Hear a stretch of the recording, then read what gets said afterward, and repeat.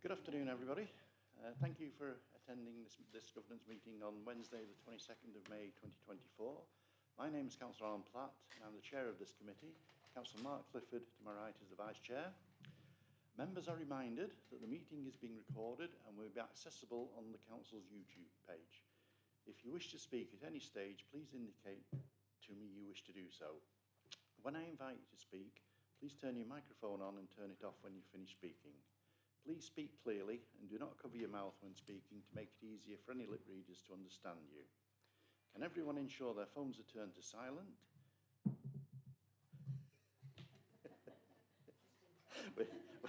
We're not expecting a fire drill, so if the alarms sound, please exit the way you came in and congregate in St Thomas's Square next to the police station.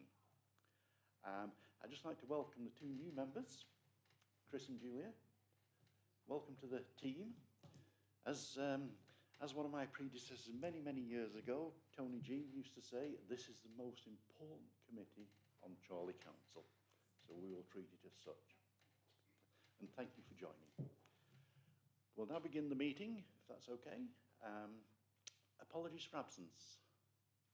Non-chair, everyone's present. Item 2, declarations of interest. Members are reminded of their responsibility to declare any pecuniary interests in respect of matters containing in this agenda. Does anyone have any interest to declare?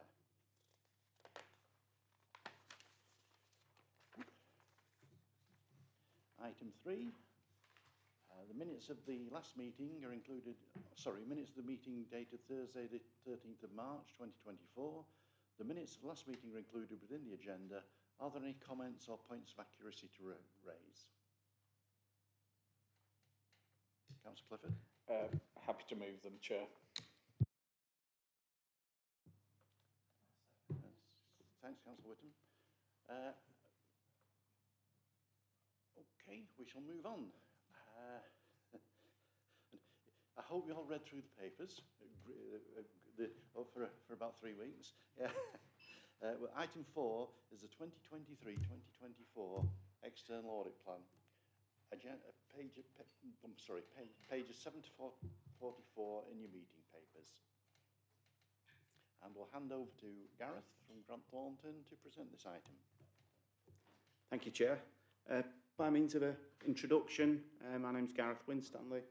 I'm the External Audit Manager for Chorley, taking over from Matt Derrick, who you've probably seen in previous meetings. So the item that you've got before you this afternoon is our External Audit Plan for 2023-24. I wasn't planning necessarily to go through it page by page, but just highlight a few of the key areas, and then happy to take any questions. Perhaps if I could draw your attention to page 7 of our report. That just highlights in the plan that we've identified 3 significant risk areas this year.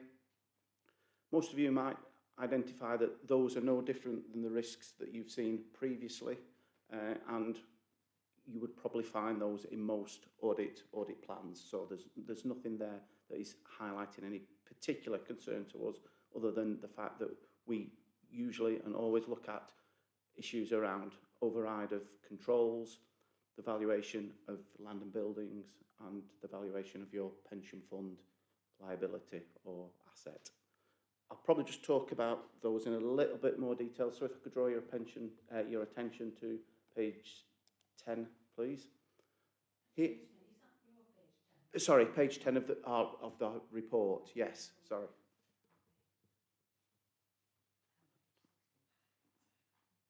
Okay, yeah. So here we're just highlighting the risk around management override of control. And this is a generic risk that, as I say, is in all audit plans. And we're testing here, or we're identifying that there is a potential, and I highlight the word potential, that management could manipulate the financial statements and put through potential journals, transactions that influence the position. So we do specific targeted work to identify whether that has been the case, and we do that review of journals based on a risk assessment that we undertake. But this is very much a potential rather than a specific issue that we've got concerns over, but we test for that. On page 11 of our report, I think it's probably page 17 of the pack, we highlight the risk around the valuation of your pension fund liability. And we look at this because this is a significant estimate in the financial statements. And with an estimate, there are a variety of assumptions.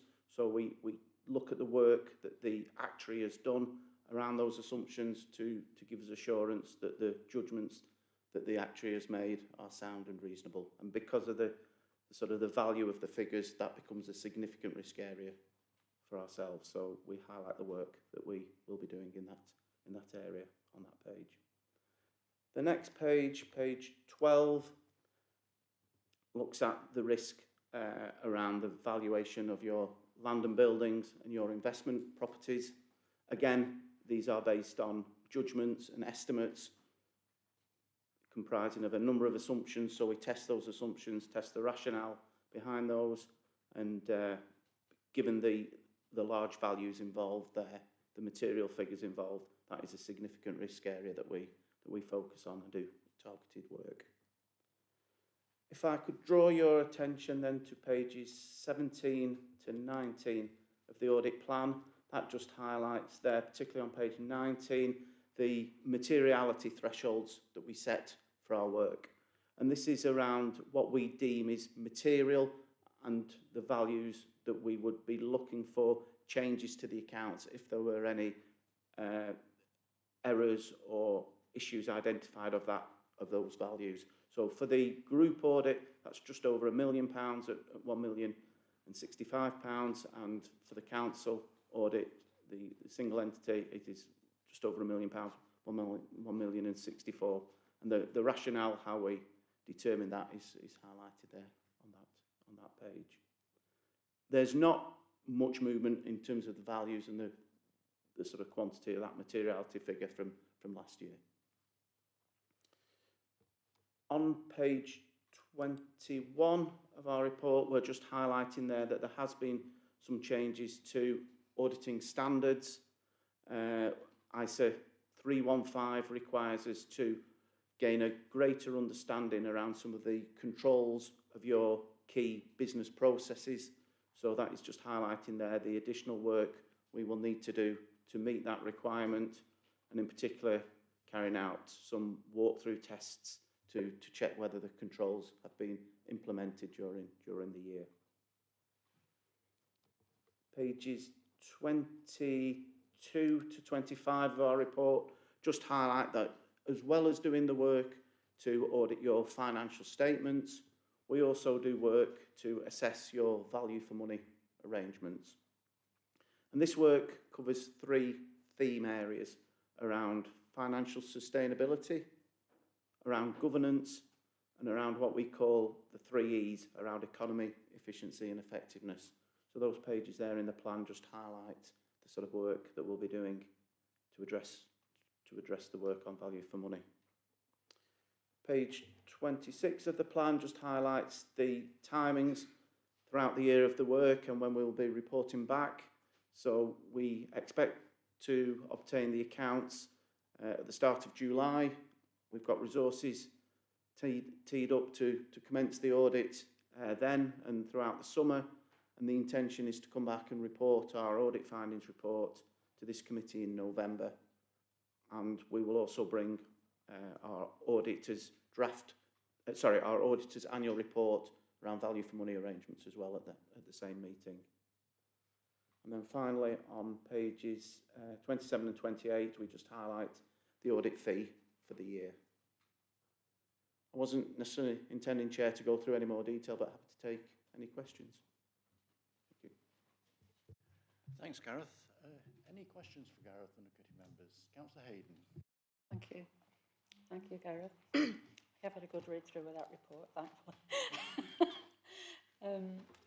There are a lot of issues for the council to face in this coming year, and do they feel that they have the resources in place to be able to manage all the additional work that's going to be put upon them to meet the standard?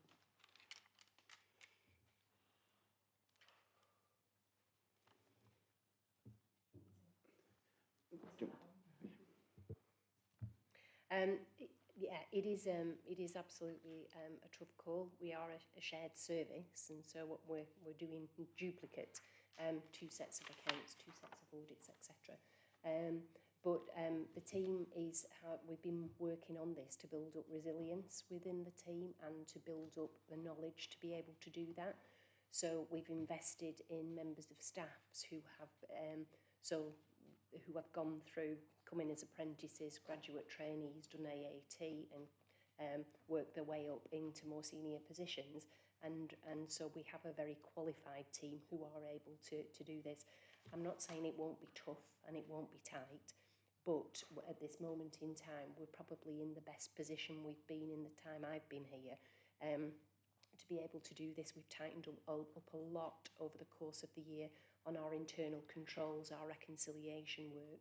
So the year end has become more of a month end as opposed to what it used to be, which was just the mammoth task of producing the statutory accounts.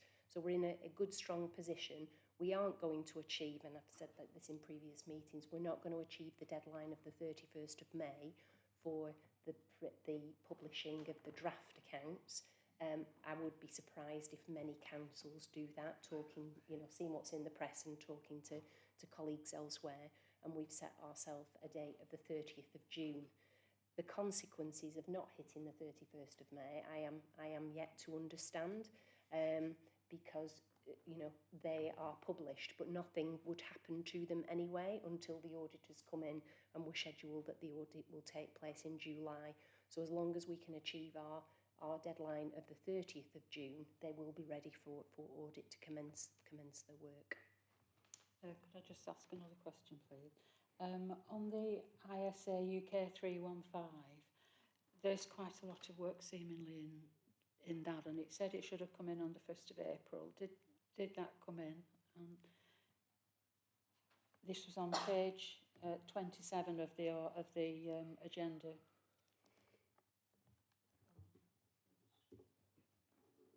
ISA UK 315. Yes, I'll take that question.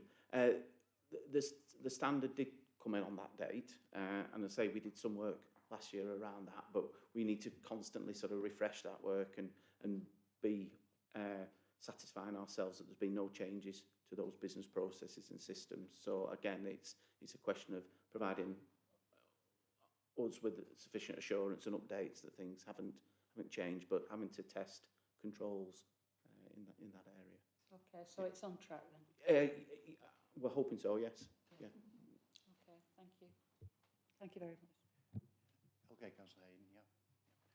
Any more questions for any of our front bench there?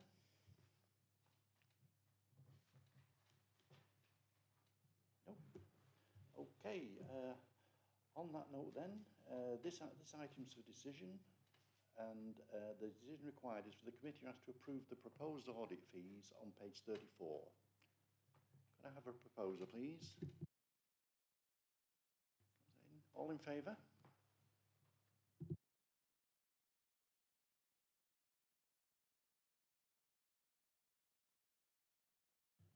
Item 5, Internal Audit Report and Opinion, 2023-24, pages 45 to 130 in your papers. This item's for feedback and noting, and Dawn will present this one. Right, thank you, Chair. Yes, the report you have before you today is our annual report, and it also contains our annual opinion on the overall adequacy and effectiveness of the organisation's governance, risk management and control processes. This is a requirement of the Public Sector Internal Audit Standards that we produce this report on an annual basis. I'll not go through all the paragraphs, but there are some key elements which I need to highlight to yourselves. So if I go down to page 52, where we look at under the paragraph heading of scope and objectives, I have to confirm to the committee on an annual basis that we are independent. And although you can see from the wording above, I do have operational responsibility for other services, we make sure that safeguards are put in place to ensure that we can remain independent. So as you can see within this report, we have had a review of risk management, which is one of the areas that I manage, and therefore we've brought in an independent third party. The structure of the council always ensures that I remain independent as well, as I have direct reporting lines to the chair of the governance committee and the chief executive as well. So that's the independence, and we also have to confirm that there have been no restrictions or limitations in the scope of our audit work, either in the planning phase or in the actual work that we've carried out throughout the course of the year. So when we look at the audit coverage, what we're looking for there is that the opinion is not just based upon certain aspects of the authority, but that we've covered work that covers the whole of the authority. So the chart at paragraph 14, that sets out all of the directorates within the council and how much work we've done within each particular directorate. So over the course of the year, we have provided the committee with update reports about the work that we've completed. And this is the final summary of all the work that we've completed since last April. So as you can see, it's fairly evenly split in terms of the assurance ratings. We've had 5 reviews which have been awarded substantial, 5 adequate and 5 limited. So in terms of the limiteds, we've got 2 reports today which are new to the authority, members, which are the housing standards and the event management review. And we have in attendance today both Jennifer Mullin for the housing standards and Caroline and Emma, who are here to answer any questions or queries you have about the event management. Again, the focus needs to be on the action plan and how we're going to improve the arrangements that are in place. And I think it should also be noted that Caroline and Emma are new to the authority and are picking this up and working with us really well. And Jennifer is fully supportive of the actions that we've raised within the housing standards as well. So over the course of the year, as I said, there have been the 5 limited reports. So what I've done on page 54 onwards is I've given a bit more detail about each of the findings within those reviews and where we're up to in terms of the implementation of the management actions. So as you can see with sundry debtors, all the management actions that were raised within that review have now been implemented in full. We knew because of the issues that were raised within that review that we were of such significance that we agreed a really short timeline for implementation, and they've all been done. In terms of the physical security and environmental controls, they were on track to be delivered by March, but there's been a slight delay with the contractor. So that's something outside of the control of the council, but hopefully they should be done within the next week or so. As my understanding is, we're still on track to have those completed by the end of May. Housing standards, like we say, that's a fairly new report that we've just finalised, so those dates will be in the future. In terms of the driving licence checks, there are 9 actions that have been implemented in full, and they're the most important actions. There are still 2 outstanding, but they relate to the policy and agreeing. Both of them were in relation to the policy. So the most important section on that is that the checks are now being undertaken systematically. Again, event management, we issued this earlier in the year, and Emma has picked this up and is already in progress with implementing some of the actions. But again, she is able to provide further details if that's required. The rest of the paragraphs under there really set out the work we do that don't necessarily result in an assurance rating. So we support the compilation of the annual governance statement. We are members of various teams or projects where we're more proactive in our work and making sure controls are built in from the off rather than a backward look. We did, you remember we lost an auditor during the summer last year, and therefore we found it necessary to defer 2 reviews. One of those has been picked up and is included in this year's audit plan. And the other one, we've looked at the controls around there, and it's all related to project management, so we're going to pick that up in another way. As again, from paragraph 27, we look at the direction of travel in terms of assurance ratings. And although, as the report says, whilst the number of limited assurance rated reports is increasing, we need to look at the implementation of the actions. And we can see from the section below that we are moving very much towards the implementations of actions being implemented in a timely way. We're raising issues, we're agreeing actions with quite short deadlines, and they are being implemented. So we're just falling slightly short of the implementation target of 90%, but it's my view that over the next 6 to 12 months, we will be hitting those targets. As I mentioned earlier, we have had the review of risk management, and that was done by an independent party. It was done by Wire Council. The full report is included, and we received reasonable assurance. They do have slightly different assurance ratings than we do, but again, they didn't raise anything we need to concern ourselves about unduly. But the other thing I've done is I've listed all the other actions we've done to strengthen our risk management arrangements over the course of the year. We've looked at the corporate governance arrangements. So as I say, we support the compilation of the annual governance statement, and Chris will talk about that in much more detail later on in the meeting. When we're drawing our opinion, we can place reliance on other sources of assurance. So I've given there some other examples of the type of assurance we can place reliance on. If we have external consultants coming in and they produce reports, we can rely on their work. If we know of other services that are undertaking in-depth reviews, we can place reliance on those. So we use that not only to inform our opinion, but we also use that sort of information when we're pulling our plan together, so that there's no duplication of work. So taking all that into account, I've put the opinion, it starts at paragraph 37, and we're saying that the arrangements that the council has in place for the overall adequacy and effectiveness of governance, risk management and control processes are adequate for the financial year 31st of March 24. As I said, it is a requirement of the public sector internal audit standards, and we have a full report on that later on in the agenda. The other thing I've included in the report is our own performance, and as you can see, we have hit or exceeded all our targets, with the exception of the agreed actions implemented, which I've already mentioned.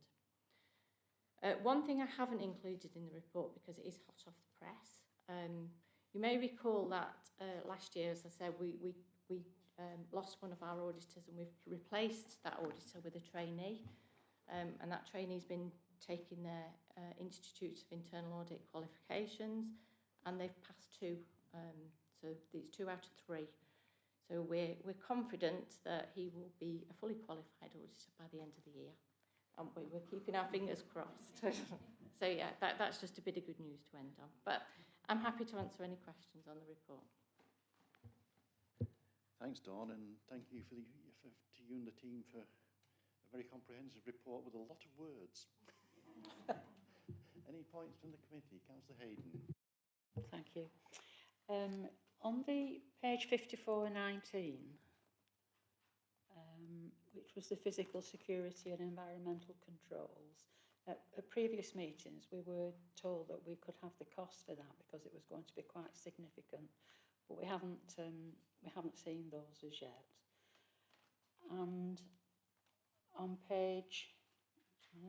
the event management side as well, on number 22, is it Caroline did we say was the events manager? There are a lot of actions, aren't there, on that plan that you've got to work through to be able to get to a reasonable standard or to a correct standard. And how are you managing that, Emma? Are you?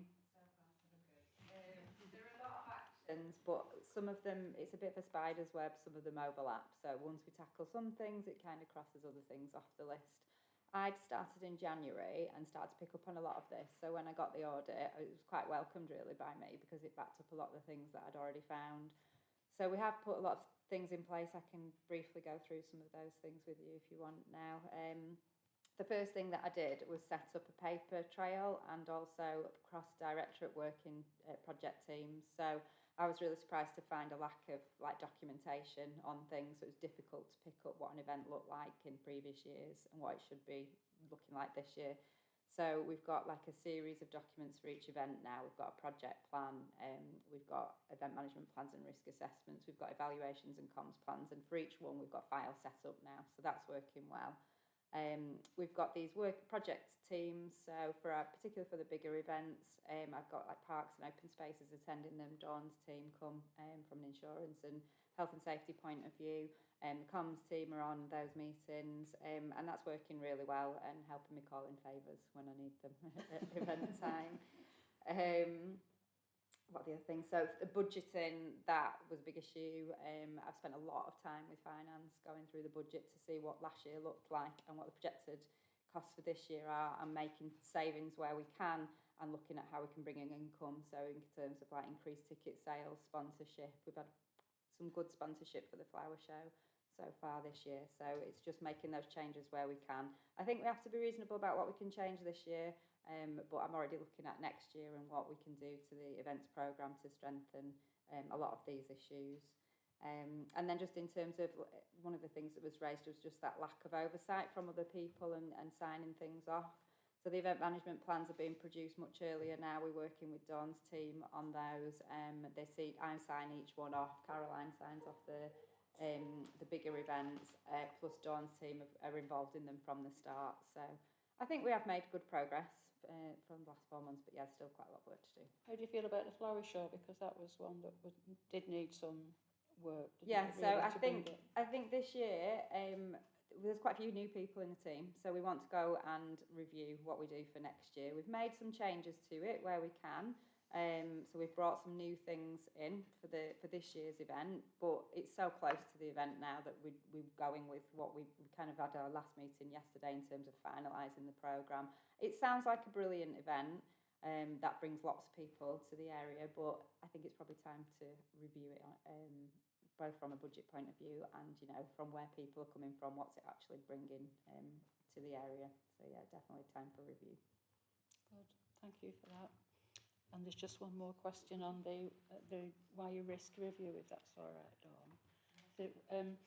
There were a couple of suggestions that you rejected on that review, and I wondered if you could just give us an idea. One was about the one-to-ones and about risk management. Is that one-to-ones for senior managers, or is that one-to-ones for the whole of the staff? The action was relating to one-to-ones, but it was for everybody and a part of the appraisal process as well. We just thought it was a bit too much, really, because we've already got an appraisal process that's monitored by the performance team anyway, to make sure that, you know, appraisals are happening. But risk management is discussed at DMTs and one-to-ones, and it's on their agendas as well. So we thought that to take it down to that individual level was just a little bit too much at this stage. But like I said, it's a group discussion at DMTs, and it is part of the standard agenda within the management framework. So that's where we felt it fitted better rather than at individual appraisals. Is DMT departmental management? Yes, team? yes, Right. sorry. Okay, that's great. Thanks very much. That's all my questions. Councillor Martin? It's just regarding the events programmes. So obviously some of the items listed around the policy and different procedures, they're not due to be completed until later in the year, which will obviously be after the main events have taken place this year. So does any of that potentially place the council at risk because these policies and procedures won't be finished? No, I think that what will be in those policies and procedures take place, it's just the time to write those up. So I think they will bring together all the actions that we're putting together now. So like these team meetings and the project plans and the documents, that it's just getting all that into a format. So we purposefully put that later in the year to give us time to run the actual events, but I don't think the policy is what will make them run better. I think that's just for us to have that then, and then everybody's got some clarity on how we're supposed to be doing things. And that policy won't just be for us as a team, it will be on how we can help external event organisers to process their events, and also teams across the council running events. So just a bit more work and time needed to go into that. Sorry, a second question, just about the sundry debt. Because we had a discussion about that a few months ago. I think it was currently, when we spoke about it, it was about 2.5 million. Is there I know there's some update in the documents about the process around recovering it, but do we actually have an updated figure of what has been recovered? Do you mean on the write-off report? I think some of it will be due for write-off, but some was still being collected, because it was an ongoing amount when we discussed it last. I think it's referred to on agenda page 89. I can pick this up. As part of the capital monitoring report that we produce each quarter, we now include a section on sundry debts and what the level of outstanding sundry debt is at each of the quarter end dates. So we're just in the process of preparing the outturn report for the whole year. And I know it because we were at SMT this morning where we were discussing it. And the level of sundry debt now is down to 1.3 million.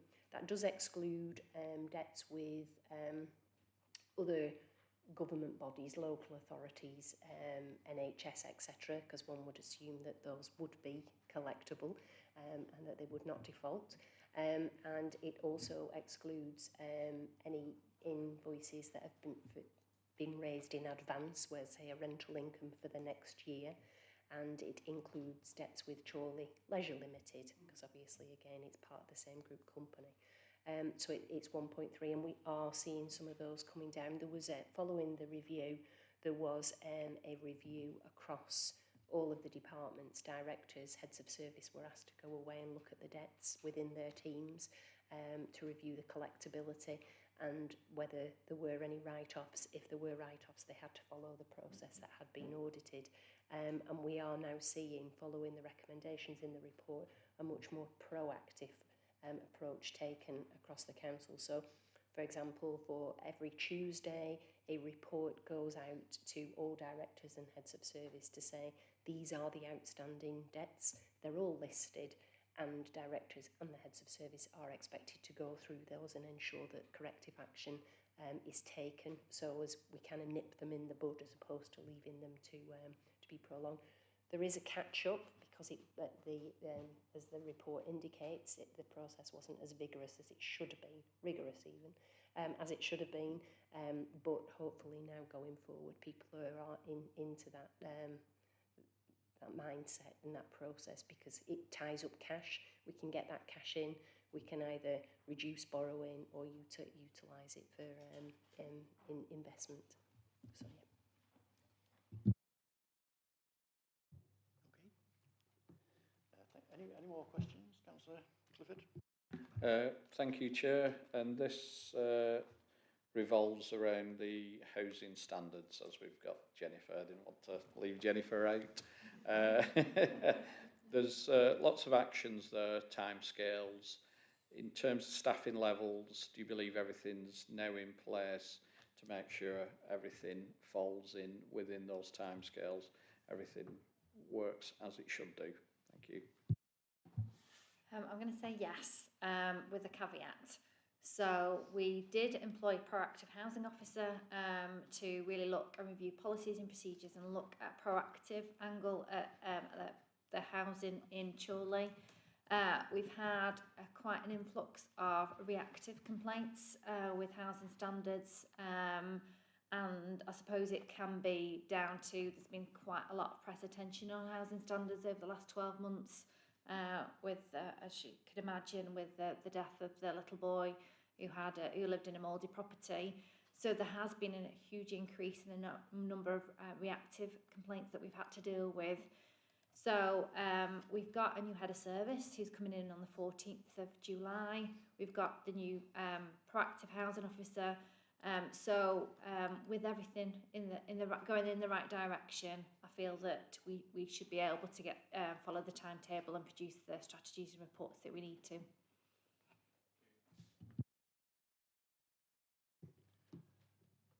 Any more questions? Any more points anyone would like to raise? I've just one for Jennifer. The head of public protection seems like he's going to be very busy. Are you adequately staffed in that department? We're just doing a service review at the moment, so that's what we're looking at. The name kept cropping up. Yeah, definitely.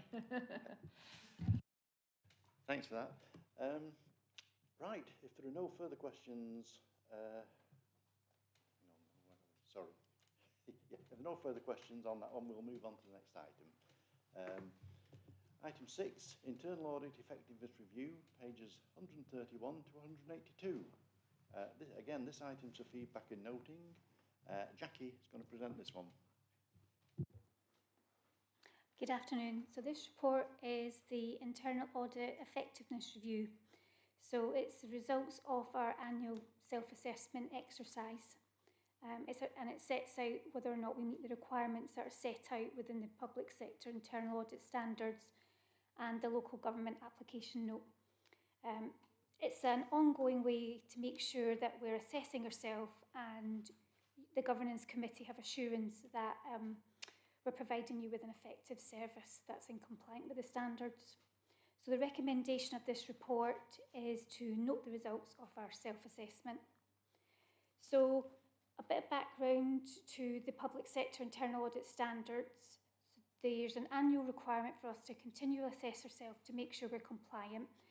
And each 5 years, we also have an external validation exercise of this. So members may remember that we were subject to peer review in July last year, and we brought you that report in September, which confirmed that we were compliant with the standards at that time. Within the Appendix A, we've provided you with the self-assessment results that we've undertaken. And as you can see, there's 135 separate components to being compliant. And I can confirm that we do conform to 130, with 5 areas on that report not being applicable to us as a service. We've also included Appendix C details of actions that we've completed and some which we still have to undertake. This is to update our charter in line with the new standards that are coming out in January next year. So that's a bit of a forward look, and the new public sector internal audit standards should come into practice March next year. So that'll be a large part of our work going forward, ensuring that we're conforming to those. I'm happy to take any questions you have on our self-assessment. Thank you, Jackie. Members of the committee, any questions, any comments?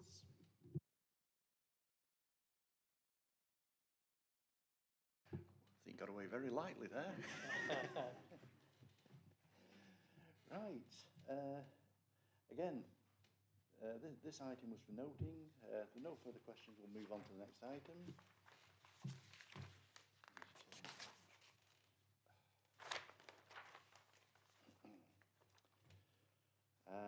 Item 7, the Chair of Governance Committee responds to external audit planning inquiries, pages 183 to 190.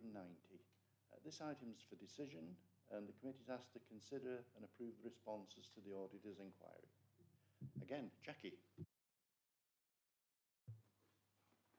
Yeah, as advised, this report gives you the insight to the Chair of the Governance Committee's responses to the planning inquiries made by Grant Thornton, our Council's external auditors.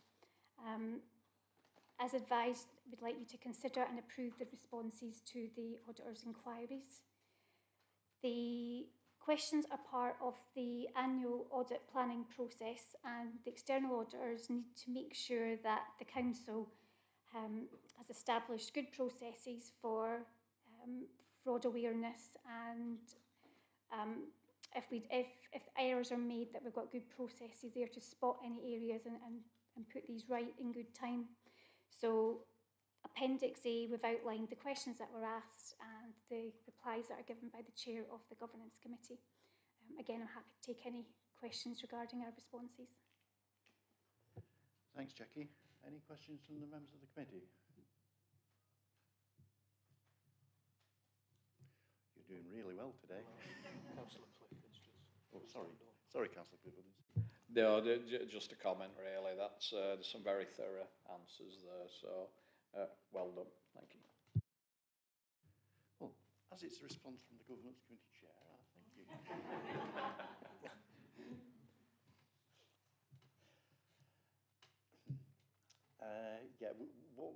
Can we move to a vote on the responses as set out in the report? Have a proposal, please. Councillor Clifford, second Councillor Whittam. All in favour? Thank you. Item 8, the management responses to the audit planning inquiries, pages 191 to 228 on your papers. I think Dawn again for this one, isn't it? Oh, sorry, Louise. My script's wrong. I'm more than happy for Dawn to take Thanks. this one. So in a similar vein to the earlier report on the Chair of Governance responses to Grant Thornton, this is the management responses to Grant Thornton as part of their external audit and their audit planning inquiries. So Governance Committee is asked to review the responses that have been given to them and to just check that it concurs with your understanding of the information that has been presented over the course of the year at Governance Committee, but also in other reports that you will be aware of from Council and from Cabinet. They obviously start to work on their audit plan ahead of starting the audit, as I've mentioned, that will take place in July. But in advance of that, look at areas such as our approach to audit, to fraud, how we assess fraud, have we had any frauds, any changes in laws and regulations that might impact on the accounts that we're producing, related party transactions, so transactions that members, staff, officers may have with bodies that we interface with, to make them aware of that from the outset. One of the other areas is going concern. So given the issues that have been widely reported in the media, that some councils have got into financial difficulties, it's to seek assurance on what evidence we can provide in relation to our own ability to continue in the future, our own financial sustainability. So again, we answer questions in relation to that. But I think one of the bigger areas is around accounting estimates. And I know when Gareth introduced the paper on their audit plan, he did refer to some of those aspects which present a bigger risk in the accounts. And it's not necessarily the cash transactions that have taken place in the year, so the income that we've had in and the expenditure that we've incurred, but having put the accounts together on that basis, we then have to introduce other figures based on estimates, and that's estimates in relation to the valuation of land and buildings, some of which might be deemed to have increased in values, others may be impaired. And for that, we seek advice and support from a firm of professional valuers. And also in relation to pensions, again, a huge figure each year, the actuaries do a valuation of the pension fund, the Chorley section of that, and then they provide us with figures. So it's not just the amount that employees and the employer, Chorley Council, has paid into the pension fund. It takes a holistic view of all the benefits that have accrued to members, both past and present, and the liabilities that we'll have on the pension scheme going forward. And all of that is brought into the statutory accounts to the kind of extent that those figures often dwarf the transactions that have actually taken place in terms of cash during the year. So we provide information about how we produce those figures, the evidence we have to support them, and the support that we have in determining what those figures are from professional advisors. But happy to take any questions. Thanks, Louise. Councillor Hayden. It's a comment really, not a question, but on the introduction where you put together the kind of environment now that we're all living under, it just seems a bit too including everybody, and it doesn't specify how Chorley sits in that status, especially with the going concern, because we are still a going concern, but it's in little writing hidden somewhere, and I'd like that to be a little bit more prominent, so that, and you know, anybody in the street who looks can recognise that Chorley is at the moment in a pretty healthy condition. Happy to answer that. I mentioned earlier that we do work around value for money, and one of the themes around that is around financial sustainability. Slightly different from going concern, but you know, how robust are your levels of reserves, your budgeting process, and a lot of that is aligned to sort of going concern. So we do provide in our auditor's annual report quite a bit of detailed commentary around those arrangements that are in place, and hopefully that gives members of the committee some assurances around the procedures and arrangements that are in place. But there will be specific commentary on Chorley issues and the Chorley procedures and arrangements that you've got. So hopefully that might help give you that assurance. No, this might be the case in the whole of the local authority environment, but in Chorley's case it doesn't apply, because in up to year 23-24, you know, that wasn't applicable to Chorley or whatever. So I would like to see us get a little bit of credibility, or a lot of credibility where it's earned and where it's correct. Any more questions? Any more comments? Okay, can we move to vote on the management responses as set out in the report? Can I have a proposer, please? Councillor Clifford. Seconder, Councillor Hayden. All in favour?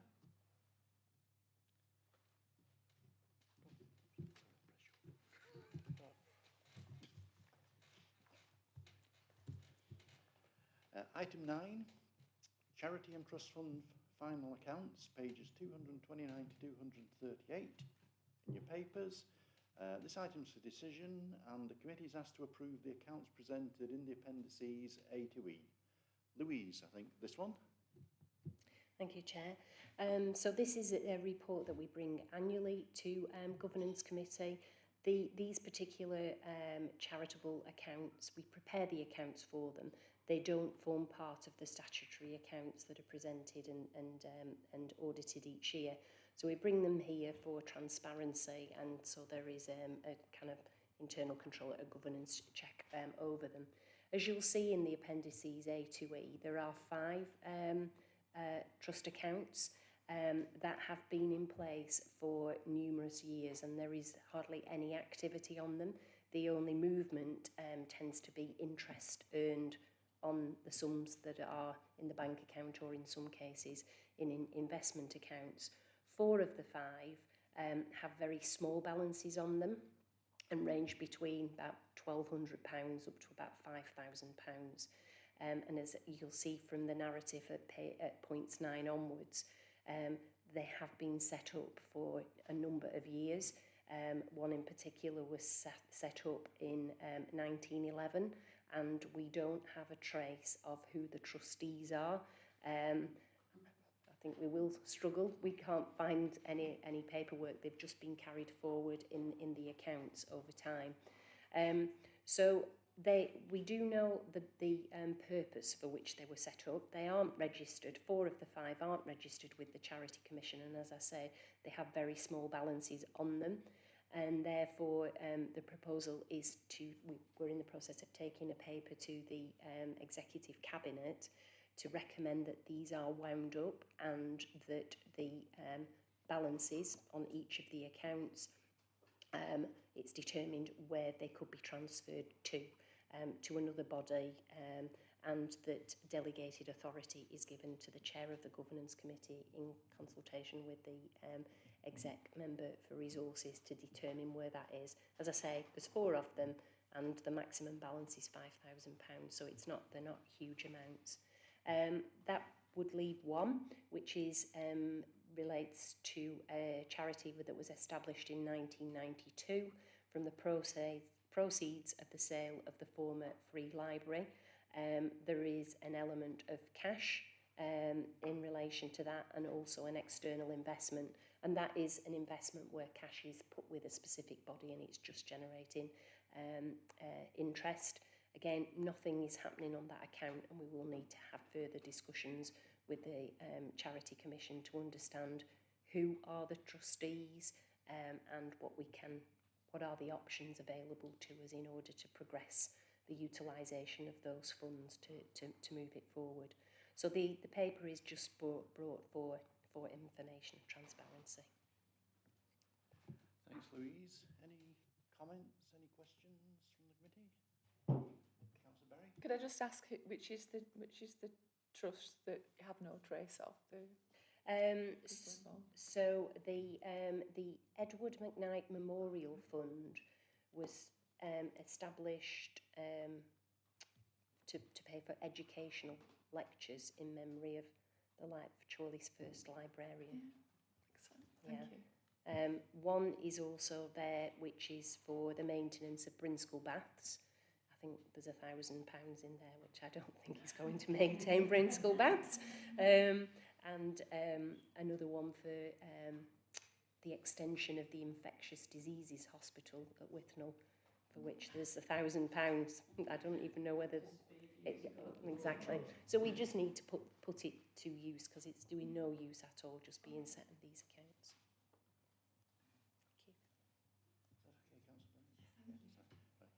I mean, I think what is fairly apparent is it must cost more to produce some of these figures than is actually in the charity.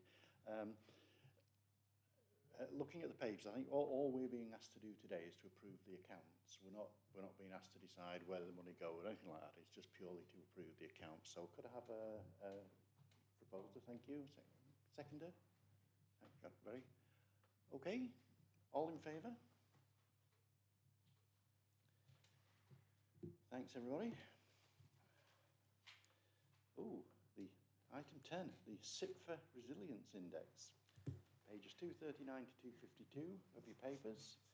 This item again is for feedback and noting, and Louise again. I feel the build-up of excitement on this one. But it may assist in answering Councillor Hayden's question about financial sustainability. So basically, every year, all councils across the country produce what is called an RO return, a revenue outturn report. It's a consistent template where we input all of the data about all the different types of expenditure that is incurred by the council, information about borrowing, interest, spend on leisure, highways, for a range across all councils. And it's the main tool that the government have for understanding what is happening in local government across the area, between districts, unitaries, upper tier authorities, etc. Given the concerns that there have been in place for a number of years around the financial sustainability of councils, CIPFA decided to use the information that was produced in these RO returns. It is publicly available information, and just focusing on very specific areas. And that is around, in the main, reserves, so the reserves that councils hold, which would cushion the impact of any adverse financial situation that might arise. They look at the level of reserves compared to the size of the council. They look at how quickly a council may be using the reserves, you know, if it's not adding to them or they're not remaining stable, whether they are being used to consistently support the underlying budget. And they also look at borrowing, the levels of borrowing, the interest payable incurred on that borrowing, and how much of the council's budget is spent in supporting that borrowing. So it's a very narrow focus, but it is a measure of kind of financial sustainability. What SIPFA also do is they, you know, not all councils are the same. There's huge differences in the size of budgets in between rural, inner city areas, etc.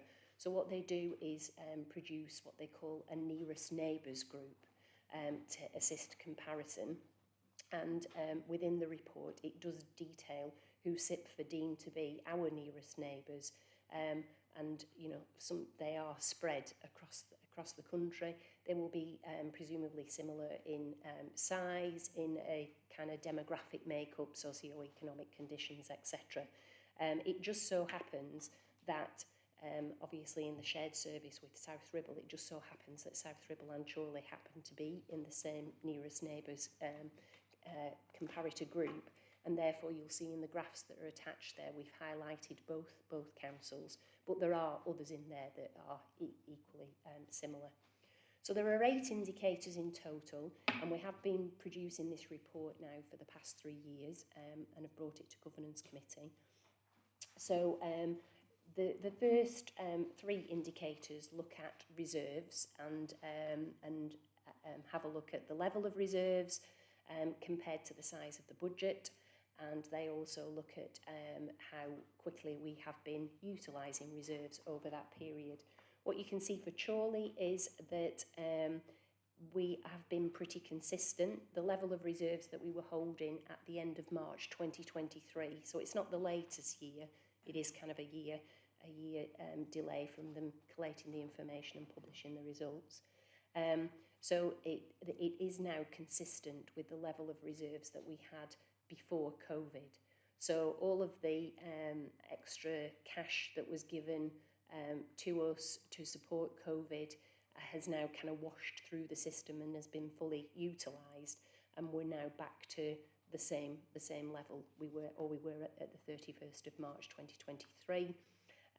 But it also says that actually back then and now, compared to some of the other authorities in the comparator group, we're at the lower end of that. So our level of reserves compared to the size of the budget is lower than some of the authorities that are in our comparator group. Out of there's about 180 or so district councils across the country, and 163 submitted the returns, and I was quite surprised at, given that they are mandatory returns. So I don't know what 20 of them were doing, but they did not produce the returns. When you look at reserves compared to net budget, Chorley had the 35th lowest out of all of those reserves. So it's just an indication. We just need to keep a watch on that. And then looking at interest payable, that and the level of borrowing that's been taken out, that is covered by indicators 4 and 5. So again, Chorley is moving towards the upper side of the comparator group in terms of the cost of borrowing that we incur compared to other councils with similar size budgets. That is not surprising, because we have done significant investments in Logistics House, in Market Walk, etc. So, and we have funded some of that with borrowing. What this report doesn't demonstrate is, because of that borrowing, the borrowing is fully covered by the income that we receive, and it generates a surplus which supports our budget going forward. So when you just look at it in isolation and see, gosh, that's a lot of interest that we're paying compared to others, the others might have not done any investment whatsoever, and they might not be generating the same returns on investment. And I think that's borne out by indicator number 6, which looks at fees and charges. So how the ability or the success of a council in being able to generate fees and charges to support their budgets. And Chorley is one of the highest in that category. And again, that fees and charges income does come from the rental income that we get on our commercial properties, as well as a whole raft of other things, from green waste and pest control and other fees and charges. And then the final two indicators look at council tax and business rates. So indicator number 7 is looking at how reliant the council is on council tax to fund the budget. And what that would indicate is Chorley has more reliance than some of our nearest neighbour comparators, and that's pretty much because they will have increased council tax on a regular basis, where because we had the freezes in place, we therefore don't have as much income as they do, so there is some reliance on that. And finally, on business rates, it shows how much growth there has been in business rates in the borough above a baseline. So there's two aspects to that. It's indicative of the number of, I guess, larger or businesses occupying larger premises within the borough, which would increase business rates, but also it's indicative of the accuracy of the baseline. The business rates baseline was set 10, 15, 12 years ago and is due for renewal. So some of the nearest neighbour comparators who may look to be doing exceptionally well in business rates growth above the baseline, it might well be that their baseline was set low, so they have a lot of growth above it. When there is a reset, which we are expecting we've been expecting it for a number of years now, and it's not quite happened, but we do think in the next 2 years, 3 years, there will be some movement. We do expect there to be a shift in funding in that regard. So I think it's in some ways we just need to keep an eye on the indicators, but yeah, it's been fairly consistent over the past 3 years. Thanks, Louise. Any comments, any questions? I think you've baffled us with science. Right, that item again was for feedback and noting, so no further questions, we'll move on. Item 11, which is in the supplementary agenda pack, page 257 to 278, the annual governance statement, and this will be presented by Chris Moyster. Thank you, Chair. Hi members. Right, so you have before you the draft annual governance statement for the year 23-24. This is a document that forms part of the statement of accounts, and it feeds into our position on value for money and how we deliver our services. It's been prepared in accordance with the SIPFA Solis guidance, and so follows a familiar format to those that have been on the committee before. And for those that haven't, we did do some training on Monday just to cover off some of the elements of the annual governance statement. I'm not going to take you in detail to the first 3 sections, which is commence on page 262 of the agenda pack of the AGS. Is there kind of the background details for it? But I would like to direct members' attention to section 4 at page 265. So this is where the council, these are the actions, the different processes we have to review the effectiveness of the council's governance framework. In particular, I'd like to take you to page 267. So the top of the table there is reference to the corporate governance group. So this is an officer-driven group, and I'll list the members of that group. This is something that we re-established a little over 12 months ago, and this was in response to an acknowledgement of some more serious governance issues that had arisen. In this time, we've revisited the terms of reference for that group, and we've ensured that there's a greater attention to governance within the organisation. So this group has now taken ownership of matters such as risk and compliance with the management actions from internal audit reviews, the AGS actions, and any actions identified by external audit. So we meet every 2 to 3 months, and there's a regular review of a fixed agenda of those items. Now, one of the changes that was introduced when we revisited the terms of reference was similar to the arrangements before committee, is to invite heads of service in to give us an update on the position in relation to their services, but with a particular attention on management actions and performance and delivery of management actions. Now, this was in part to hold officers to account, to build that ownership of these issues, but it was also in part to get an understanding of what any barriers there were to implementation, because a strong governance environment isn't just about holding people to account, it's about supporting them and improvement. And what it's enabled us to do is work with services who've adopted actions to improve those actions, to get us to the result, because it's the improvement that we're after, not necessarily the action to do it. Within that group, there's a few officers listed there, but we now have a complete senior management team, so all the director posts are filled, and we are pretty much fully filled at head of service level as well. So that's another improvement that's taken place over the last 12 months with getting the structure staffed. We're now in a position where we can, when looking at accountability, actually go to the officers concerned and their understanding, as Emma's explained today, you know, she's getting an understanding of what the issues are and is owning them and doing those improvements. And that's a position we haven't really been in for a number of years. Another change in the last 12 months in improvement is around the service assurance statement.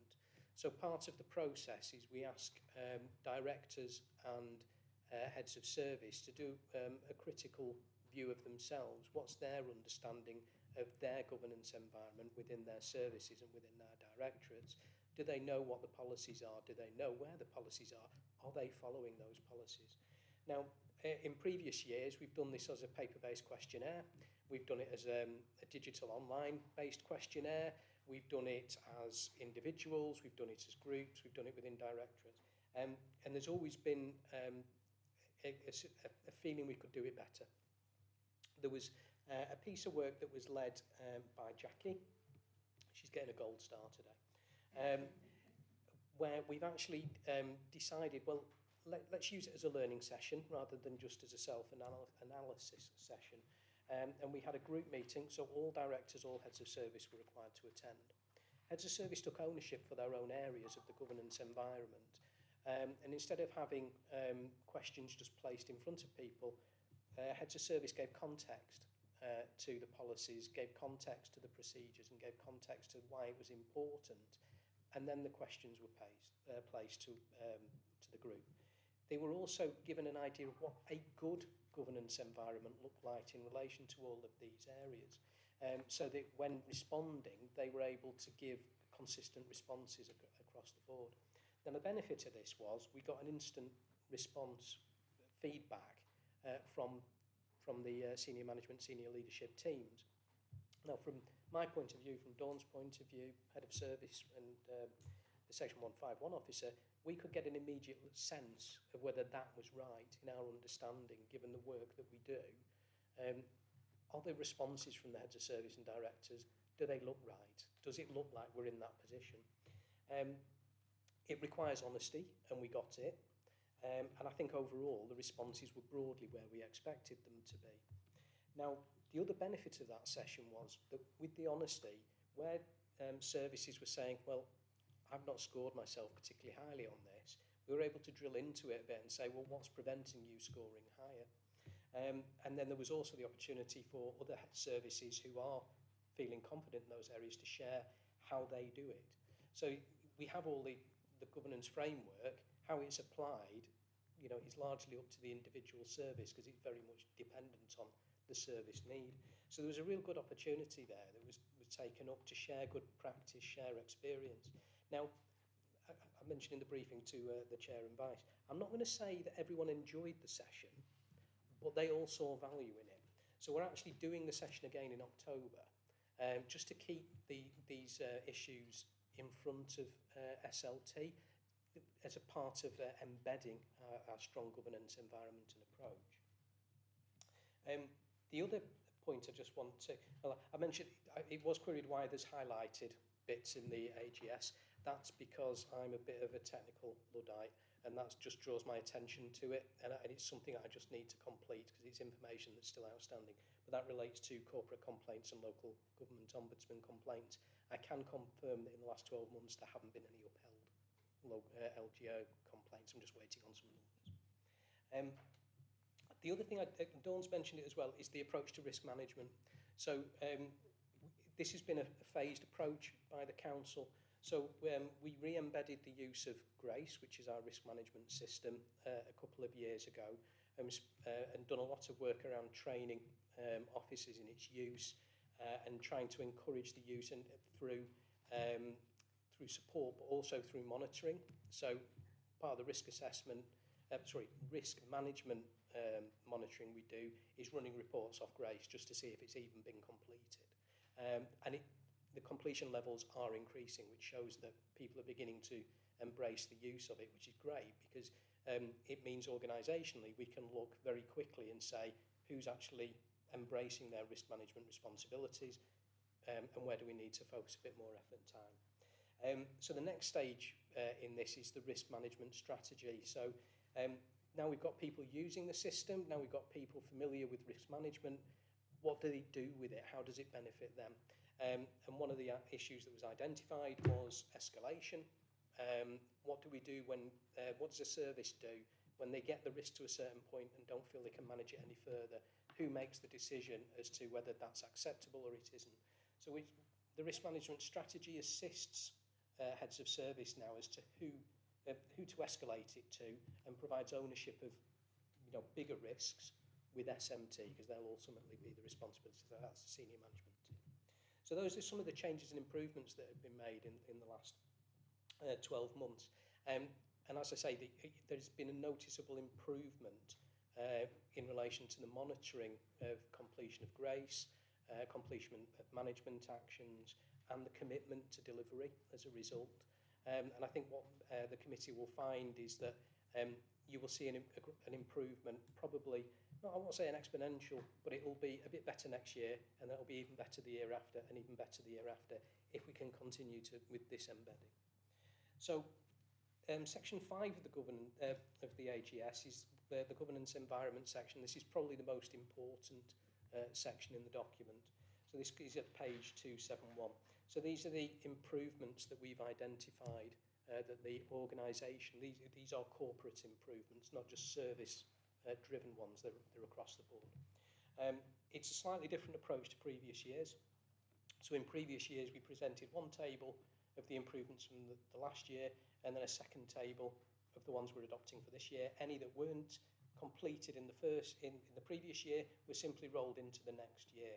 And that's not, it's not a proper assessment of the risk in relation to those actions moving forwards or what the issues were. So there's a slightly different approach. So in the first table, you'll see that they've been categorised into completed, carried forward, or partially implemented. Now, the partially implemented ones aren't being carried over. And they're not being carried over because there's been sufficient work done in that particular issue so that we as an organisation can be satisfied it is not a significant issue for the council anymore. It's still something that needs to be improved and it will still be monitored, but it's not something that if it had come before me in that form this year, I would be putting in the AGS. The specific reference to something that has been discussed earlier, which is the issues relating to sundry debtors. There is a potential material financial implication in relation to that review, so it would be inappropriate to ignore that. There are management actions in place to resolve it, and there is a specific action plan in relation to the outstanding debt. So again, it's not being treated as a management action for AGS purposes, but it is something that needed to be acknowledged within the issues. And then the final additional section is around the external key audit recommendations. Now, in the last 2 external audit reports on VFM, there have been 4 key recommendations. They've been the same key recommendations, and in part it's a timing thing. So an issue was identified in the first year, but there wasn't sufficient time to carry out the improvements before the second year was presented. And I think they were presented in around September, January time. So it's about a 6-month gap for 2 separate years. Now, in the last 12 months, those actions have been implemented. So whilst I'm referencing them as a consideration, I'm not including them within the AGS action plan because they have been resolved, and I expect, looking at you Gareth, that this year when the VFM review is done for 23-24, that Grant Thornton will be satisfied that those key recommendations have actually been delivered. So you'll see there's a table then at page 275 which are the actual identified improvement actions, and these have been drawn from the previous year, from work done around the internal audit work and from the service assurance statement exercise that we undertook with staff. So those are the actions that are proposed for next year, Chair. As I mentioned, the AGS is presented in draft form. We do work with Grant Thornton on this document. It is our document, but we take on board comments from Grant Thornton, so it is subject to change. If there aren't any material changes, then this is the version that the Chair will sign off and will form part of the statement of accounts. And that's the report, Chair. Thanks, Tris. Any questions, Councillor Hayden? Just a couple and a comment as well. On the corporate governance group, which has been set up, would there be any value, any of us being an observer at all, or would there be any pushback against that? It is an officer-driven group because it relates to operational risks.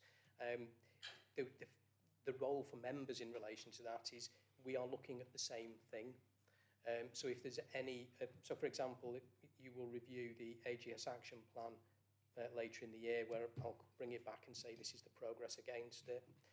You will also get reports later in the year if the internal audit review actions aren't being delivered or there is an issue around it and it's continuing to cause concern for the council, then we will be reporting that back in.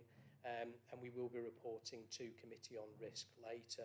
So it would be, it's a separate function, separate role, but yeah. I think the thing with that is just everything's private. It's about accountability and, you know, the specialist decisions being made. And there seems to be a growth of that in this council at the moment. You not think? I don't think there's a growth of it because I would certainly argue that the committee are probably getting more information than they ever have done. Certainly here, because in the last 12 months we started bringing all internal audit reviews forward to committee, which wasn't something that we were doing before, to give members an understanding of where we are. The corporate governance group was a group that was meeting regularly before COVID. It's another one of these examples where things changed for a period of time and it took a while to get it re-embedded. So it wasn't a group that members ever attended previously. And as I say, I think there's probably more information coming to you now around the governance environment than there was, you know, even before COVID. Yeah, I'm not necessarily thinking it's about the democratic deficit. It's just about knowing these groups exist. Right. And obviously the structure's helping because it's delivering more information, therefore more transparency. Yeah, I understand, and as I say, there is perhaps a piece of work for us to do with democratic services, perhaps about raising members' awareness of the different groups within the council. So we also, it's mentioned in there, but we have an information security council that deals specifically with data security, cyber security, FOI and GDPR and DPA. But both the corporate governance group and that group feed into the senior leadership team, which is all the directors and the heads of service, so that we build that ownership. Now, if that's the kind of information that members feel would assist in understanding how we manage the governance environment, we can include that in some sort of training to give that kind of background. Councillor Hayden. It was one about cyber security. On the log here, it has an entry of a programme of cyber security training sessions should be developed and delivered to highlight to all officers and members the risks faced by the council, which has been completed. But I've not seen anything, or there is a lot of information in these papers. Is there anything in there about how we're fighting cyber security? We know what the risks are, but how are we dealing with that risk? There aren't in these papers. I mean, the training was focused on relative risk. So you probably picked up last year there was training sessions on phishing, because that is the major risk for members in particular.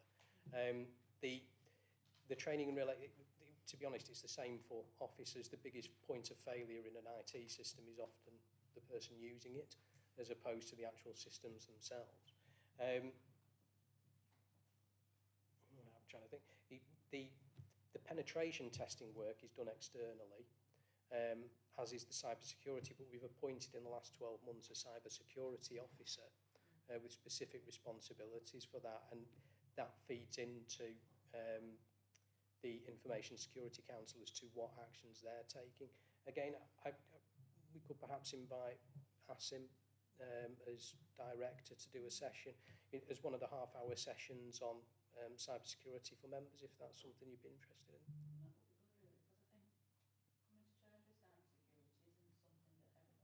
Mm.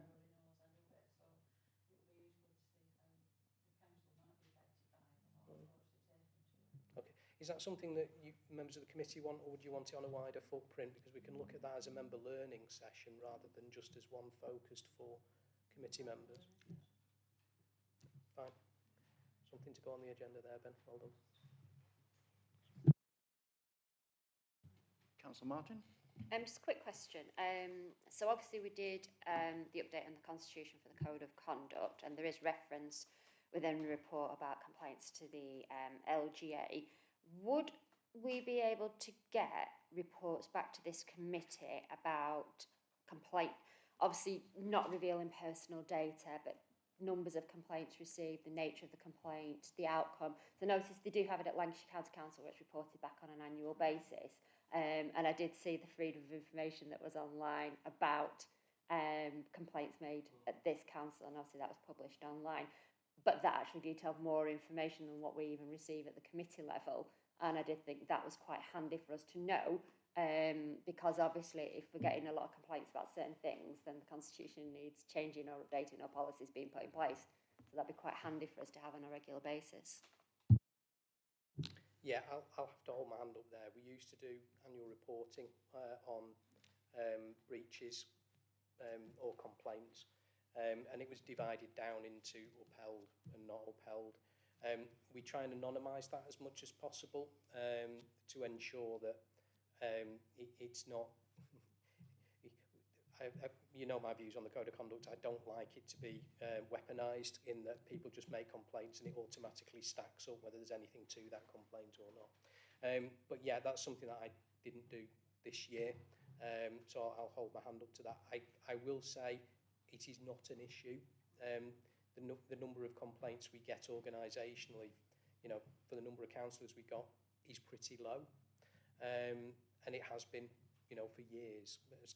Standards of behaviour on the whole is not a problem, but I accept that as an observation rather than a criticism that I should have reported into you. And I'll pick that up, Chair. Thanks, Chris. Any more questions? Any more points? Anyone? Right. This is the draft, as Chris said, this is the draft governance statement.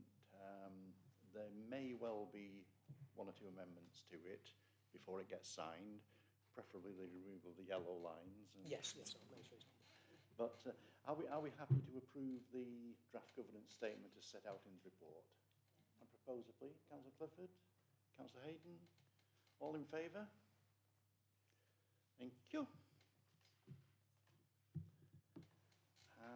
We will now move on to item 12, suspension of standing orders, public questions. Pages 279 to 286 of the supplementary agenda pack. This item's for decision. The committee has to consider the decision and make recommendations to full council on criteria to apply for continuation of the suspension. Over to Chris again.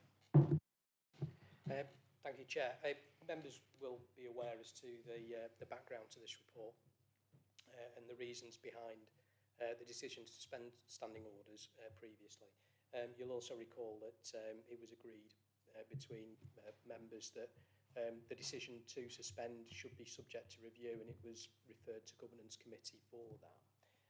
I've set out that background in the report.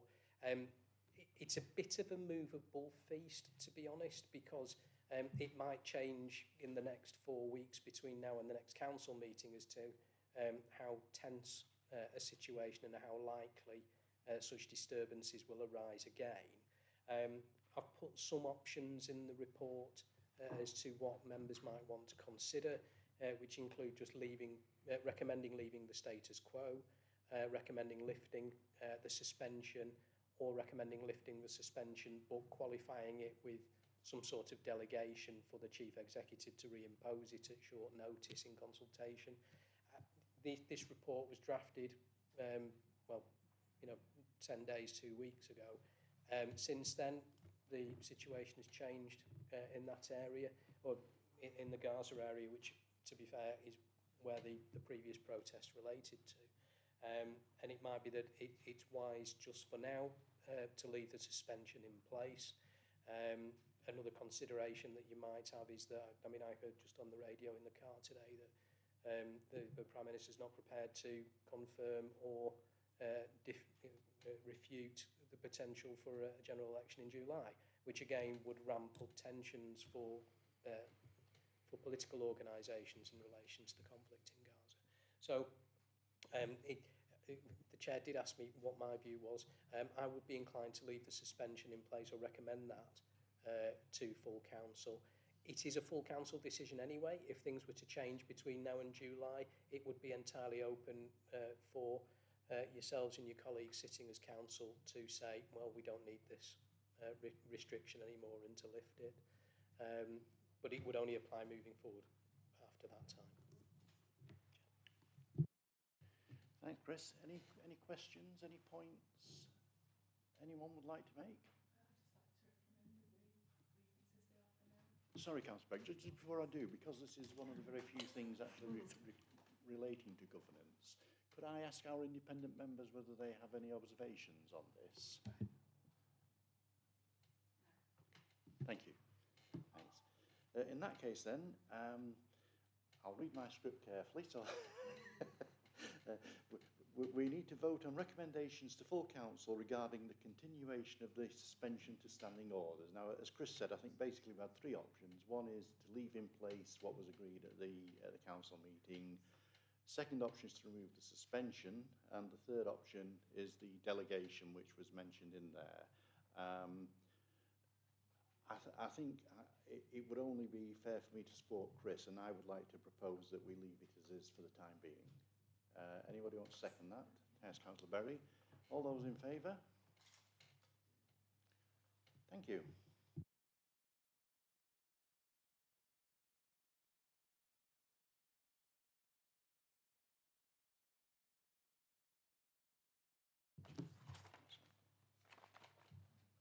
No, it isn't. Oh, sorry. Yeah. Yes.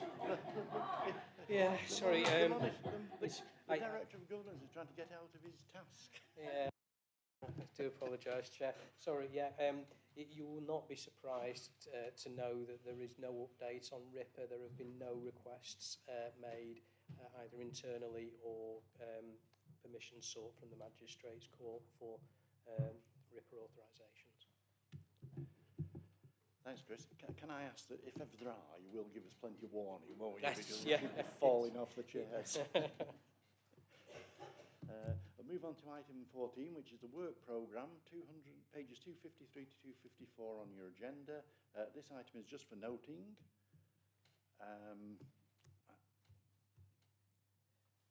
Chair, if I may. Yeah. In line with Councillor Martin's request, what I'll suggest is if we can add into the 31st of July meeting the standards update, and if we leave it on the agenda as a standing item, then at the end of the year, because there's usually quite a lot on this meeting agenda, then I can report on the previous year for complaints. Are we happy with that? Yeah. Thank you. Item 15, we've had no urgent business previously agreed, so effectively that concludes the meeting. I'd just like to thank Gareth for attending, the officers and our two independent members. Thank you very much for your time. The next meeting is scheduled for Wednesday, 31st of July. Oh.